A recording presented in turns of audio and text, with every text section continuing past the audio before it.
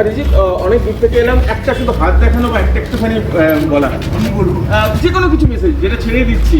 আমি এখন ভোটের মধ্যে মেসেজ দিলে লোকে ভাববে আমি গ্ল্যামার দুনিয়ার চাকুচিক্কু নেই কোনো বাউন্সারের দাপট। তিনি বলিউডের মিউজিক সেন্সেশন হতে পারেন, কিন্তু মুর্শিদাবাদের জিয়াগঞ্জে তিনি আজও সেই পুরনো ঘরের ছেলে।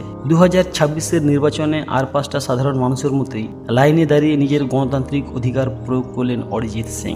ভোট দিয়ে বেরোনোর পর স্বভাবসিদ্ধ ভঙ্গিমায় ধরা দিলেন তিনি। যখন সাংবাদিকরা তাকে কোনো বার্তা দিতে অনুরোধ করেন, মুচকি হেসে অরিজিৎ সিং বলেন, আজ কি আর বার্তা দেব?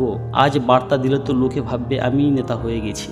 আঙুলে কালির দাগ দেখিয়ে পোজ দিতে খুব একটা পছন্দ না করলেও কর্তব্য সেরে ফেরার আগে ছবি শিকারীদের কুশল সংবাদ দিতে কিন্তু ভুলেননি তিনি। জিয়াগঞ্জের অলিগলিতে স্কুটি নিয়ে ঘুরে বেড়ানো এই মানুষটি তারকা হওয়ার চেয়েও বড় পরিচয় একজন দায়িত্বশীল নাগরিক হওয়া।